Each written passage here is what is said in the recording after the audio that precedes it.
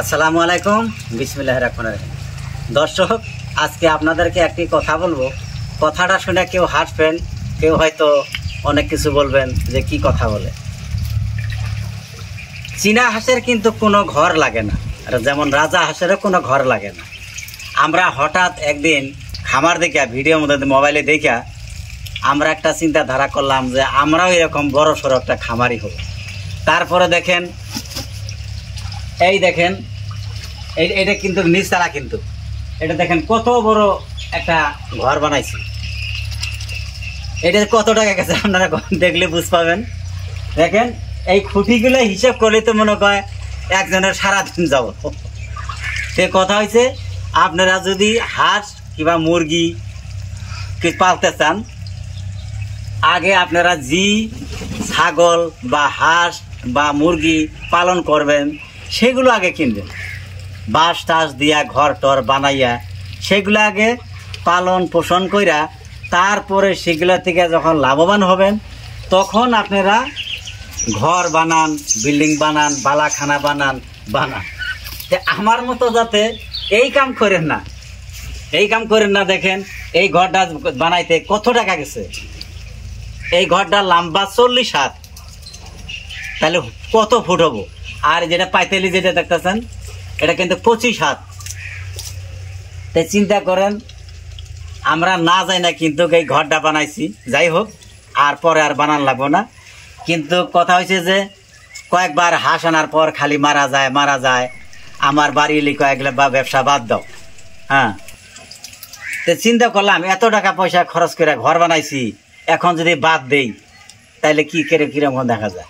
ভাবলাম যে যেখানে লস হবো সেইখানেই আবার লাভ করা লাগবে। যার জন্য বাচ্চা আনি মারা যায়, সেগুলো কিছুটা থাকে, কিছুটা মারা যায়, এইভাবে পালন পোষণ করতেছি। কথা হয়েছে কি, আপনারা যে কোনো বস্তুই পালেন, হাঁস পালেন বা মুরগি পালেন বা কবিতর পালেন বা কোয়েল পাখি পালেন বা ছাগল পালেন, যেইটাই পালেন, লাগাতার এর পিছনে আপনাদেরকে লাইগা থাকা লাগবে। আপনারা ভাবলেন একবার হইল না, মারা গেল। যার জান আছে, যার জীবন আছে, তার বেমার আছে। আপনারা এইরকম হতাশ না হইয়া আপনারা যেটা করতে চান সেইটার পিছনে লাইগেই থাকবেন। দেখবেন একবার না একবার আপনারা সবল হবেন।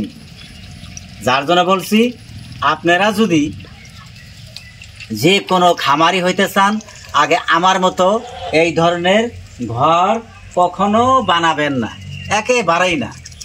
স্যাম্পল খালি বাঁশ খুঁটা দিয়া পারেন, যদি তিরপল দিয়া আগে থাকা জায়গাটা বানাবেন। যে টাকাটা দিয়ে ঘর বানাবেন সেই টাকাটা করবেন কি, ছাগল হোক, তারপরে হয়তো 2-4টা গরুর বাছুর হোক, হাঁস হোক, মুরগি হোক, চড়াই হোক, এগুলা আগে কিনবেন। আমার মতন ভুল করবেন না যে ঘরের পিছনে লাখ লাখ টাকা খেদাইয়া আবার লাখ টাকা দানলেন বাচ্চা, এর বিষয়ে তো কিছু জানেনি না, তারপরে গেল মারা, সব বাচ্চা মারা গেল। আপনার ঘরে স্ক্রিনে দেখামো, এই বুদ্ধি আপনারা কেউ করবেন না। আর মেন কথা হলো কি, আপনারা হাঁসের বিষয়, মুরগির বিষয়, কবিতরের বিষয় আপনারা কিছু জানা দরকার। আপনাদেরকে ডাক্তারের কাছে যাইয়া একদিন গেলেন, 2 দিন গেলেন, 3 দিন গেলেন, গেতে ওনারা কি ওষুধ দেয়, কোন ওষুধ খাই আপনার কোন হাঁসের মুরগির কবিতরের বেমারটা আরোগ্য হইল, ওইটা কিন্তু আপনার ভিতরে কিন্তু একদম সেটিং হয়ে গেল। তো আপনার দীর্ঘদিন যারা একটা বিজনেস করে খামারিরা, ওদেরও কিন্তু বহুত ডাক্তারের মতন অভিজ্ঞতা আছে। যার জন্য বলছি, আপনারা হতাশ না হইয়া, আপনারা যে কোনো বস্তুই পালেন, আপনারা হতাশ না হইয়া লাগাতার পাইলেই থাকবেন আর ডাক্তারের সাথে যোগাযোগ করবেন।